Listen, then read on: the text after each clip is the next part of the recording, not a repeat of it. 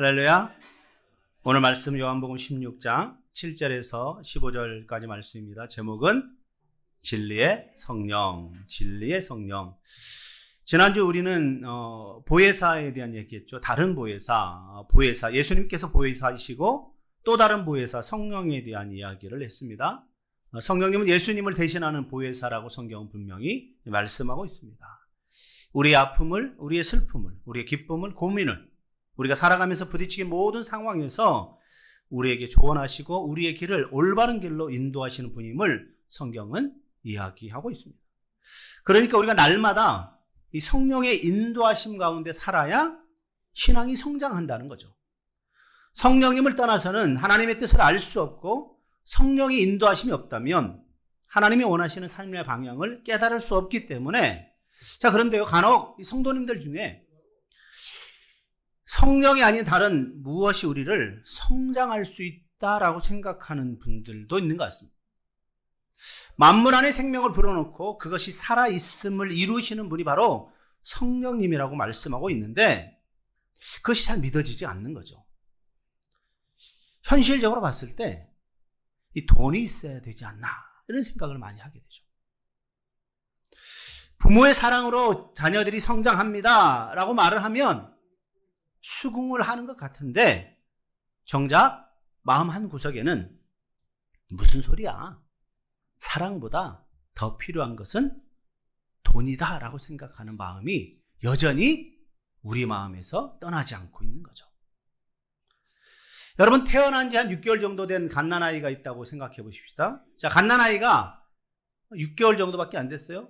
잠을 들었습니다. 잠에서 깨어났습니다. 잠에서 깨어나서 이 울기 시작한 갓난아이. 자, 이때 이 갓난아이에게 필요한 것이 무엇일까요? 과자? 장난감? 돈? 아니죠. 따뜻한 엄마의 품이 그에겐 필요한 것입니다. 엄마에게 안기면 울음이 그치게 되거든요. 엄마에게 안기면 두려움이 사라지고 엄마에게 안기면 슬픔이 사라지게 되는 겁니다. 마찬가지로 이 땅을 살고 있는 모든 생명체에 필요한 것이 태양이죠. 그처럼 그리스도를 믿는 우리에게 절대적으로 필요한 것이 바로 성령님임을 여러분 믿어 의심하지 마시기 바랍니다.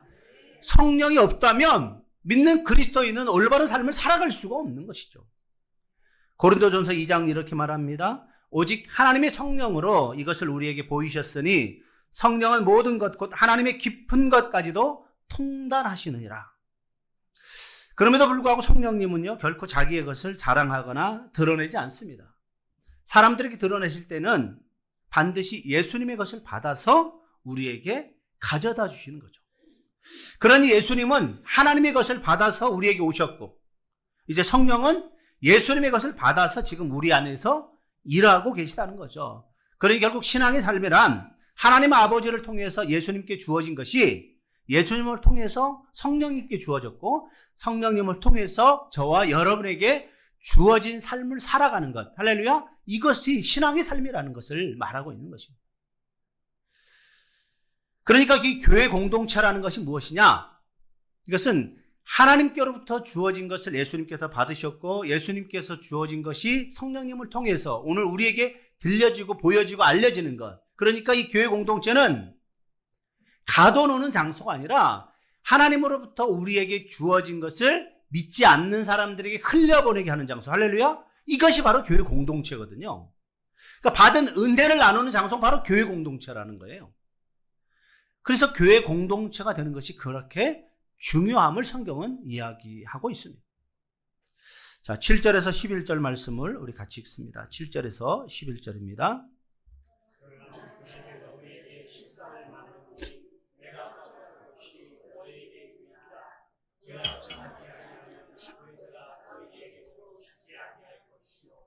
가면 내가 그를 너희에게로 보내리니 그가 와서 죄에 대하여 의에 대하여 심판에 대하여 세상을 책망하시리라.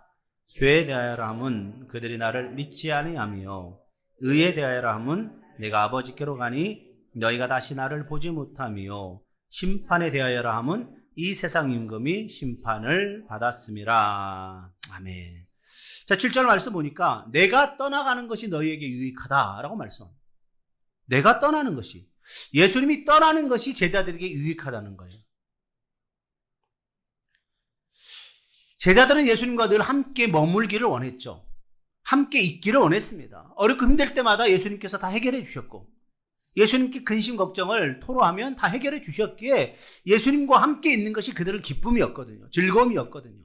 마음의 평안이었거든요. 그러니까 예수님이 없을 때는 그들은 불안함 가운데 살았는데 예수님이 계시니까 그들은 평안한 가운데 살았잖아요. 자, 그런데 오늘 예수님께서 제자들에게 말합니다. 내가 떠나는 것이 너희에게 유익하다. 왜요? 예수님께서 하늘로 가셔서 보혜사를 제자들에게 그리고 이 땅에 보내실 것이기 때문입니다. 여러분, 예수님은 언제든지 제자들과 영원토록 함께 있을 수가 없습니다. 왜냐하면 하나님께 부여받은 사명을 이루고 나면 다시 하늘로 가셔야 되기 때문에.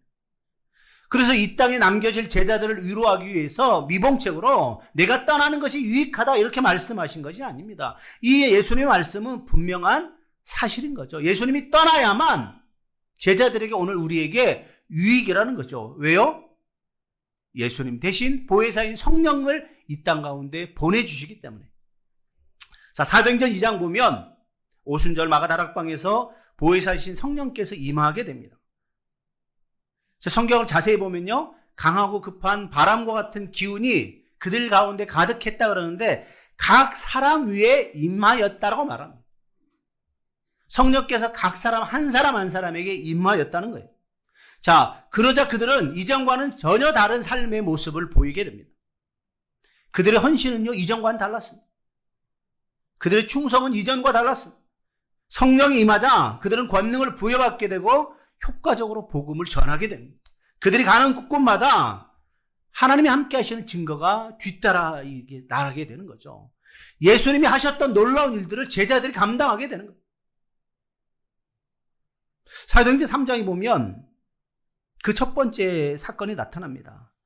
이 미문이라는 성전문에서 구걸하던 사람, 이 사람은 나면서부터 걷지 못했습니다. 한 번도 걸어본 적이 없는 사람입니다. 여러분, 이 사람을 치유하려면 얼마나 많은 돈이, 의술이 필요하겠습니까? 나면서부터 한 번도 걸어보지 못한 자가 걸을 수가 있겠습니까? 여러분, 이거 결코 불가능이거든요. 지금처럼 의술이 발달한 지금도 나면서부터 걷지 못한 자가 20년, 30년 돼서 걸을 수 있겠습니까? 걸을 수가 없는 거예요. 왜? 모든 근육이, 뼈가, 세포가 이게 발달되지 않았기 때문에 걸을 수가 없는 거죠. 자, 그런데 그것을 보고 지나가던 베드로가 이렇게 얘기합니다. 나사렛 예수 그리스도 이름으로 일어나 걸으라. 여러분, 베드로가 무엇을 했습니까? 그의 입에서 자신이 믿는 예수 그리스도를 통해서 선포한 거죠. 일어나 걸어라. 누구의 이름으로? 나사렛 예수 그리스도 이름으로 명하노니 일어나 걸어라. 그래서 어떻게 됐습니까? 그가 나면서부터 한 번도 걸어보지 못한 사람이 일어난 것도 기적인데요, 일어나서 걷고 뛰었다라고 성경 말합니다. 할렐루야. 이것이 하나님의 놀라운 기적적인 거거든요. 여러분, 사도행전 14장을 보면요, 바울과 바나바가 이 루스드라라는 곳에 전도를 하게 됩니다. 거기도 동일하게 나면서 걷지 못하여 걸어본 적이 없는 사람을 만나게 됩니다. 그들이 지나가다가 그가 구걸하는 모습을 봤습니다. 그런데 베드로가 그를 봤을 때 그의 마음에 이미 구원받을 만한 믿음이 있는 것을 보았다라고 성경은 이야기합니다. 그리고는 그에게 이렇게 말합니다. 내 발로 바로 일어서라. 선포했습니다. 그러자 루스드라에서 한 번도 걸어보지 못한 자가 일어나 걷게 되었다는 거죠. 할렐루야. 이것이 하나님께서 허락하신 놀라운 기적의 사건인 거죠. 성령을 통하여 이 일이 일어나는 거예요. 이것이 바로 성령께서 함께 하시는 증거라는 거죠. 왜? 성령께서 계시기 전에는 예수님께서 그 일을 감당하셨는데 이제 예수님께서 안 계시니까 제자들이 어떻게 하겠습니까? 성령을 통하지 않고는, 성령이 함께 하지 않고는 그 일을 할 수가 없는 거거든요. 그러기에 예수님께서 제자들에게 내가 떠나는 것이 너희에게 유익하다라고 말씀하고 있는 거예요. 예수님이 계실 때는요, 제자들은 능력을 발휘할 수가 없었습니다. 아니, 능력이 없었죠. 그들에게 무슨 능력이 있었습니까? 그래서 예수님이 산에서 기도하실 때 제자들에게 누가 찾아왔습니까? 귀신 들린 아이를 데리고 아버지가 찾아왔습니다. 제자들이 자기들이 듣고 보았던 것, 예수님과 함께 느꼈던 것들을 다 해봤죠. 그들이 알 수 있는 것을 다 해봤습니다. 그런데 귀신이 떠나가지 않는 거예요. 조금 있다가 예수님께서 오십니다. 그리고는 믿음이 적은 자여 어찌하여 마음에 의심하느냐라고 이야기하고는 그 귀신을 떠나보내게 합니다. 예수님이 계실 때도 하지 못했던 일들을 이제 성령께서 함께 하시니까 제자들이 엄청난 일들을 감당할 수 있게 됐다는 거죠. 할렐루야. 여러분, 이것이 제자들에게만 일어나는 일이 아니라 오늘 저와 여러분에게도 동일하게 일어날 줄 믿습니다. 믿으면 역사하는 거예요. 믿으면. 여러분, 성경에 넣은 기적들은요, 가장 먼저 믿음이 있지 않으면 할 수 없는 거예요. 믿고 나서 선포하면 그 일이 이루어지는 거예요. 많은 성도들이 이야기합니다. 뭐라고 이야기하느냐? 하나님 말씀을 그대로 순종하는 것이 어렵다. 신앙생활하는 것이 어렵다라고 이야기합니다. 말씀대로 살아가려니까 너무 어렵습니다라고 이야기합니다. 왜냐하면 말씀은 무엇입니까? 우리의 의지와 다른 거잖아요. 그죠? 오른쪽 뺨을 맞으면 왼쪽 뺨을 돌려대고, 원수를 사랑해야 되고, 원수가 줄이면 먹을 걸 갖다 주고, 원수가 목마를 걸 음료수를 갖다 주고. 여러분, 이게 현실성 쉽지 않잖아요. 그래서 많은 성도들이 자신의 삶과 그것들을 딱 비교했을 때, 어렵습니다. 안 됩니다. 내 삶이 얼마나 힘든데, 나 혼자 살기도 힘든데, 내가 어떻게 원수들을. 그래서 현실과 적당히 타협하러 갑니다. 여러분, 이것이 마귀가 원하는 방법인 거예요. 하나님 방법이 아닙니다. 언제나 우리의 생각과 할 것은 내 생각이나 주변 사람의 의견이 아니라 하나님의 뜻이 무엇인가? 할렐루야. 하나님은 무엇을 원하시는가? 그렇게 나의 삶에서 일어나는 모든 상황에 대해서 하나님은 선한 분임을, 하나님은 나에게 선한 것을 주시는 분임을 적극적으로 받아들이는 믿음이 필요할 줄 믿습니다. 성령께서 이 땅에 오시면 세상에 대하여 세 가지를 책망하신다. 오늘 성경은 말씀합니다. 자, 무엇 때문에 책망하겠습니까? 여러분, 책망이라는 것은요, 허물이 있으니까 책망하는 거죠. 그죠? 칭찬은 칭찬받을 만하니까 칭찬하는 거예요. 자, 그러니까 성령이 세상을 책망한다는 것은 세상을 꾸짖어서 죄를 깨닫게 하시는 성령의 행위를 이야기합니다. 자, 세 가지 이야기하면 첫 번째는 죄에 대하여, 의에 대하여, 심판에 대하여 이야기합니다. 첫 번째 죄에 대하여라면 그들이 나를 믿지 아니하며, 예수 그리스도를 믿지 못하는 것이 바로 죄라는 거예요. 여러분, 죄의 본래 의미, 이 하마르티아는, 헬라 하마르티아가 있는데 이 단어는 화살이 관역에서 빗나가는 것을 이야기하는 거예요. 여러분, 이게 그러니까 화살이 관역을 하면, 이게 관역하면 가운데 10점, 9점, 8점, 7점, 6점. 예전에 올림픽에 나간 선수 중에, 외국에 있는 선수, 화살을 딱 쐈는데 관역이 하나도 안 보이는 거예요. 그래서 사람들이 깜짝 놀라서 찾아봤어요. 어디 있었어요? 쫙 끝에 1점. 기억나시죠? 이 사람은 원래 운동선수가 아니라 자기 자동차 정비인가 이렇게 했던 사람인데 그 나라에서 제일 어쨌거나 그 나라에서 제일 잘하니까 뽑혔겠죠. 1점 쏘았어요. 관역에서 빗나가는 것. 이것을 말하는 거예요. 인간이 하나님의 뜻에 합당하지 못한 생활을 하는 것. 그러니까 빗나가는 거죠. 이게 바로 죄라는 거예요. 특별히 이 성령께서 이 불신앙을 책망하신 때 두 가지를 책망합니다. 첫 번째는 믿는 자들에 대해서 책망합니다. 예수님을 직접 보았고 예수님께로부터 말씀을 들었고 그런데 믿지 않았다는 것. 메시아로 받아들이지 않았다는 것. 오히려 미워하고 핍박하고 십자가에 죽게 한 것. 이것이 불신앙이죠. 두 번째는요, 예수를 보지 못한 세상 사람들의 죄에 대해서 이야기합니다. 성령의 강림 후에 복음이 전 세계 각국에 전파되었을 때 그 복음을 믿지 않는 자들도 유대인들과 동일하게 죄인임을 드러냈다라고 성경은 이야기합니다. 성령께서 각 사람의 양심에 빛을 비춰주시면 그들의 죄가 드러나게 되는 거죠. 그러니까 성령께서 양심에 빛을 비춰줬을 때 죄가 드러나게 되는데 그 죄가 드러날 쯤에도 불구하고 죄에서 돌이키지 않는 것, 회개하지 않는 것, 이게 바로 불신앙이라는 거죠. 이게 바로 죄라고 성경은 이야기하고 있습니다. 그래서 성경은요, 다른 무엇을 이야기하지 않습니다. 쉽게 말하면 하나님의 아들 예수 그리스도를 받아들이냐 받아들이지 않느냐, 이것에 대해서 죄라고 단정하고 있다는 거죠. 우리의 삶의 모습에 대해서 이야기하지 않습니다. 우리의 삶의 형태는요, 삶의 모습 드러나는 것은 두 번째라는 것이에요. 첫 번째 예수 그리스도를 받아들이냐, 그렇지 않느냐, 그리고 나서 받아들였는데도 불구하고 여전히 삶의 변화가 없느냐, 이것을 말하는 것이지, 받아들이지 않는 사람에게는 삶의 변화가 가져올 수가 없는 것이죠. 두 번째는요, 의에 대하여 함은 내가 아버지께로 가니 너희가 다시 나를 보지 못함이다 라고 이야기합니다. 여기서 말하는 의는 죄와 반대되는 개념 아니겠습니까? 즉 예수님께서 십자가에 죽으심으로 하나님의 뜻에 완전히 복종하시고 다시금 영광스럽게 부활하셔서 하늘로 올라가셔서 증명된 하나님의 완전한 의를 이야기합니다. 자, 그러니까 예수님의 무죄를 증명하는 의는 하나님의 본성에 속한 의로움입니다. 죄 가운데 있는 세상을 심판할 수 있는 하나님의 공의로움이라고 이야기하고 있는 거죠. 하나님은 분명히 세상에 의해서 죽임을 당한 예수 그리스도를 부활시켜서 하늘 보좌에 앉게 하심으로 말미암아 완전한 의가 무엇인지를 보여주신 것이죠. 세 번째, 심판에 대하여라 함은 이 세상 임금이 심판을 받았다라고 이야기합니다. 여러분, 여기서 세상 임금은 누구입니까? 사단의 세력을 의미합니다. 사단은 모든 죄인들 위에 군림한다는 의미로 공중의 권세 잡은 자라고, 어둠의 세상 주관자라고 불립니다. 자, 이러한 사단에 대해서 예수님의 심판은 예수님께서 이 땅에 오심으로 심판이 시작되었습니다. 그리고 십자가의 죽으심으로 더 이상 사망이 왕노릇하지 못하게 사망의 권세 잡은 자들을 심판하셨다는 거죠. 히브리서 2장 14절입니다. 죽음을 통하여 죽음의 세력을 잡은 자 곧 마귀를 멸하시며 또한 부활을 통하여 이 심판을 확증하셨다는 거죠. 그러기에 예수님이 가신 후에 보혜사 성령께서 오신 세상을 충만하신 것은 모두 다 복음 전파와 관련된 것입니다. 여러분, 복음의 핵심은 다른 무엇도 아니라 세상 사람들의 죄를 지적하고 그들이 회개하고 돌아오도록 하는 것. 할렐루야. 여러분, 이것이 복음의 핵심인 거예요.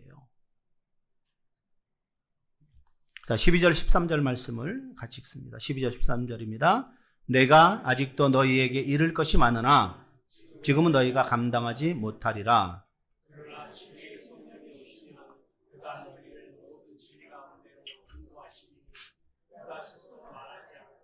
오직 들은 것을 말하며 장래일을 너희에게 알리시리라. 아멘.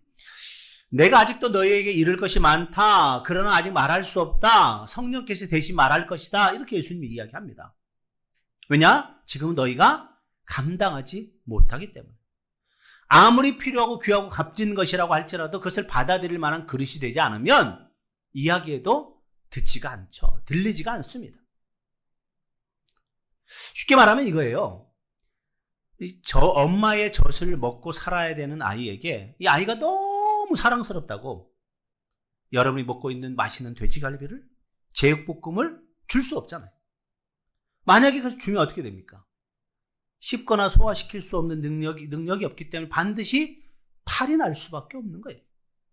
그러니까 모든 일을 아는 것이 중요한 것이 아니라 받아들이고 소화시키고 삼킬 수 있는 것을 주어야 한다는 거죠. 그러니 감당할 수 없는 제자들에게는 내가 지금 너희에게 줄 수 없다. 나중에 나를 대신한 성령께서 오시면 성령께서 너희에게 말씀하실 것이다 라고 이야기하고 있다는 거죠. 여러분, 밭에다가 참외 씨를 뿌린 농부, 이것이 발화가 되고 자라고 꽃을 피우고 열매를 낼 때까지 참고 인내하며 기다려야 합니다. 참외는요 금방 열리지 않습니다. 시간이 필요합니다.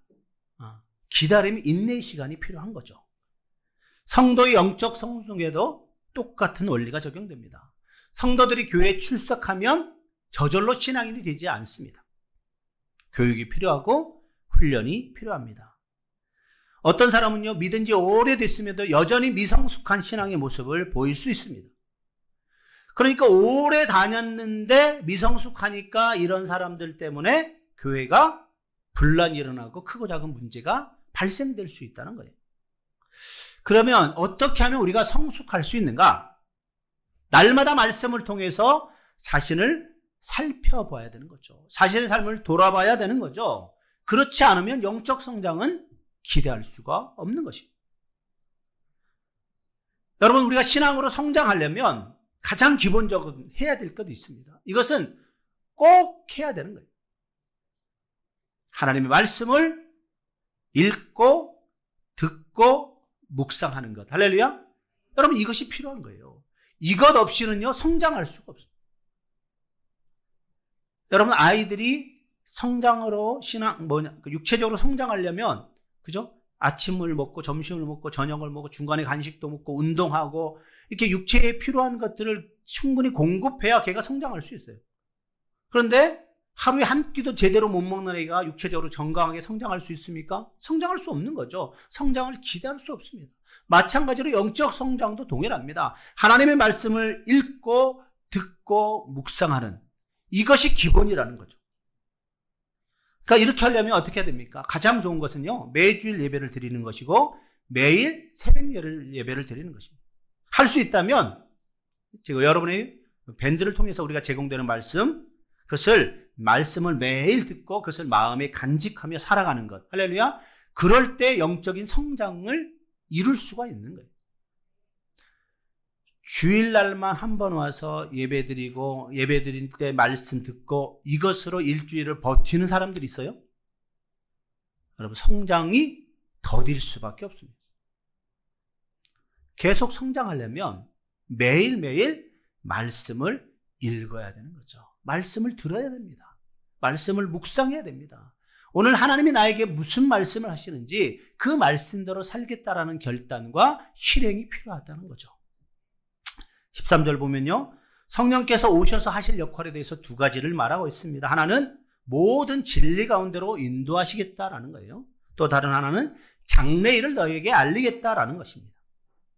쉽게 말하면 모든 진리 가운데로 인도하겠다는 건, 이것은 우리가 예수님을 믿는다고 하면서도 주의 이름을 부른다고 하면서도 진리 가운데 행하지 않는다면 성도라고 할 수 없다라는 거죠. 여러분, 성도라는 말은 무엇입니까? 진리 가운데 행하는 사람들에게 주어지는 말이 성도라는 이름이거든요. 그러니까 진리와 관계없이 살아가는 사람은 성도라고 부를 수가 없는 거죠. 쉽게 말하면 성령이 없는 사람, 성령의 인도함을 받지 못하는 사람은 성도가 아닌 것입니다. 교인은 될 수 있어요. 그러나 성도는 아니라는 거죠.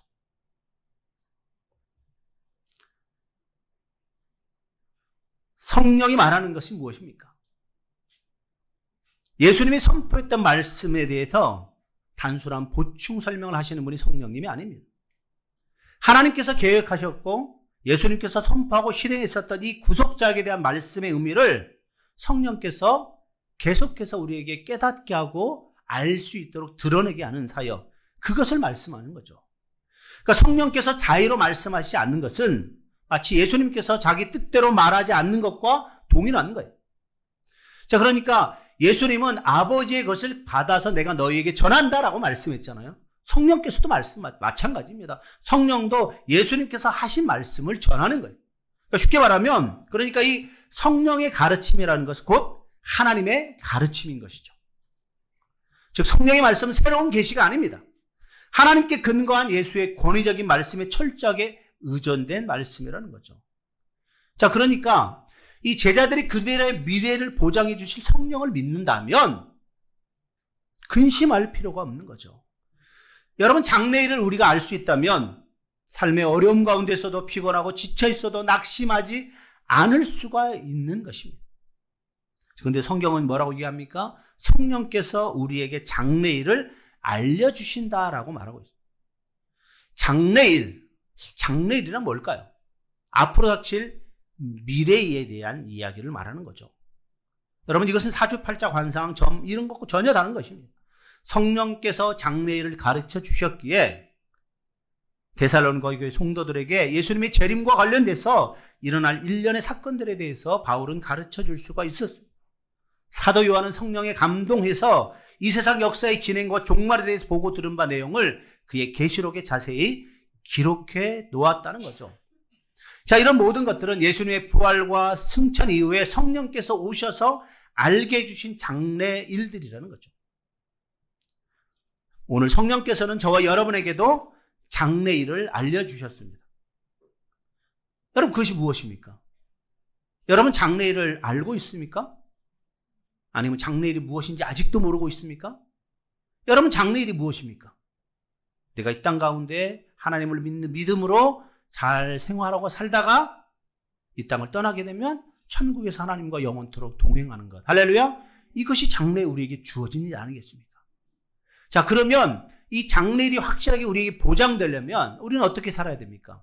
날마다 성령을 의지하여 성령의 인도하심 가운데 성령의 다스림을 받는 삶을 살아야 된다는 거죠. 할렐루야! 그렇지 못하면 장래일은 우리에게 주어질 수가 없는 겁니다. 여러분, 믿는 사람과 믿지 않는 사람들의 장래일은 확연하게 결정되었다고 성경은 분명히 말씀합니다. 여러분의 주변에 믿지 않는 사람들 중에 떵떵거리고 잘 사는 사람, 현실적으로 볼 때 무슨 마의 무슨 그 차 있잖아요. 마이 방가, 바흥가, 하여튼 비싼 외제차, 이런 거, 몇 억짜리. 그런 거 타고 다니고, 70평 아파트에 살고 이러면은, 와, 부럽다.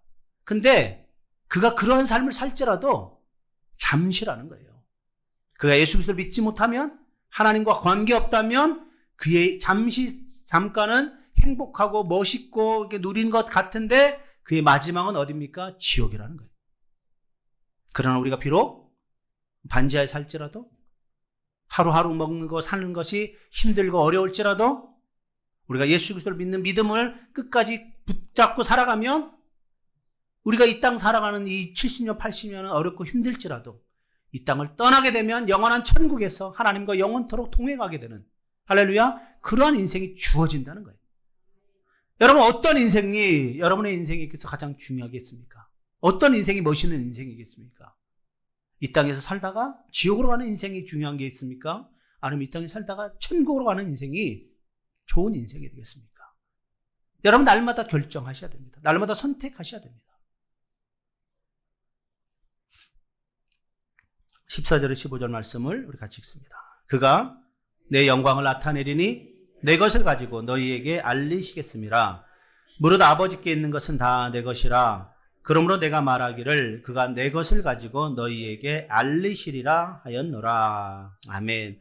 성경은 자기 영광을 나타내지 않고 그리스도의 영광을 나타내십니다. 그래서 그리스도가 영화롭게 되는 곳에는 반드시 성령의 역사가 드러나게 되는 거죠.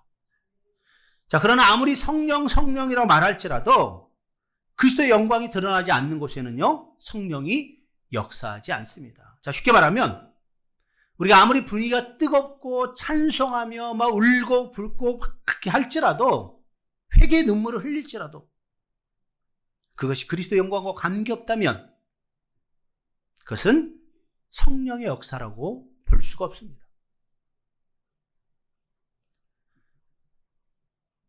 찬양을 하다가 마음이 감동이 되어서 눈물을 흘리면서 회개하며 통곡하며 기도하며 이런 시간을 보냈습니다.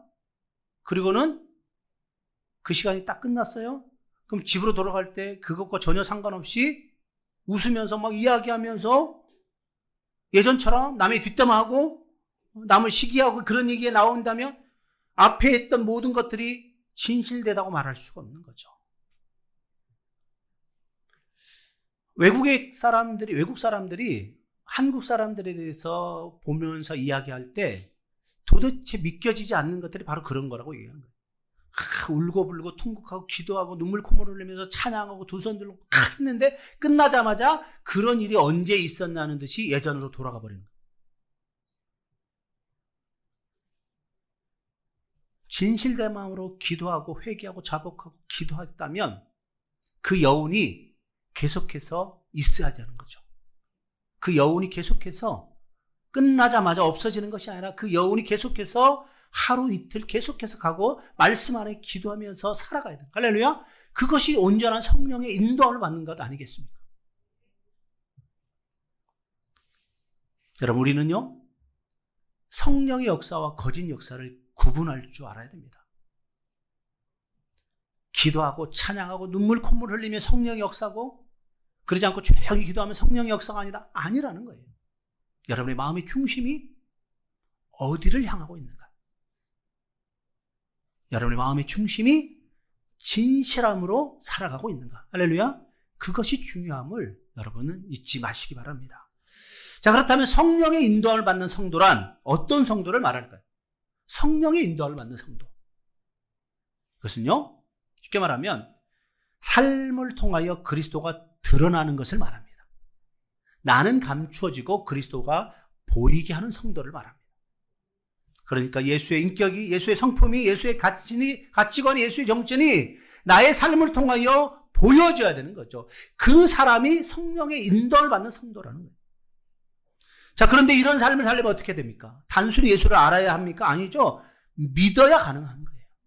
대강 믿는 것이 아니라 진실된 마음으로 믿어야만 나의 삶 속에서 예수, 그리스도가 드러나고 보여지고 알려지는 거죠. 할렐루야. 이것이 중요한 것입니다. 많은 사람들은요, 헌금 생활하는 것으로, 봉사하는 것으로, 공예배에 꾸준히 참석함으로, 혹 복음을 전함으로 자신의 믿음을 드러내려 합니다. 자, 그런데 이런 것을 통해서 내가 드러난다면, 예수가 드러나지 못한다면 그의 믿음은 헛것입니다. 그의 모든 행위는 하나님이 기뻐하지 않는 종교적인 행위에 불과하다는 거죠. 우리는 오직 성령의 도움과 역사를 통해서만 거룩한 삶을 살 수 있음을 믿으시기 바랍니다.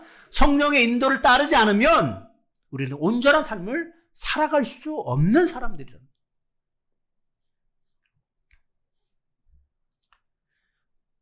우리 교회는 매주일, 화요일, 토요일 전도하고 있습니다. 그럴 때 가끔 드는 생각이 자신을 전도의 주체로 생각하는 사람들입니다. 여러분, 내가 전도한다고 생각하면 안 됩니다.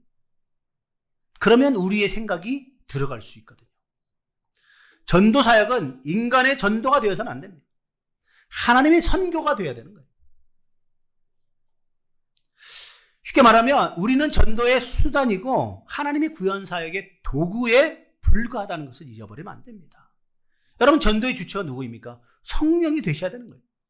그래서 예수님께서 이렇게 말씀했잖아요. 성령이 너에게 임하시면, 성령이 너에게 임한다는 것은 뭐예요? 성령의 인도와 지배와 다스림을 받아야 된다는 것을 말하는 거죠. 그러면 너희가 권능을 받고 예루살렘과 온 유대와 사마리아 땅 끝까지 내 증인이 되리라 라고 말씀하신 거죠.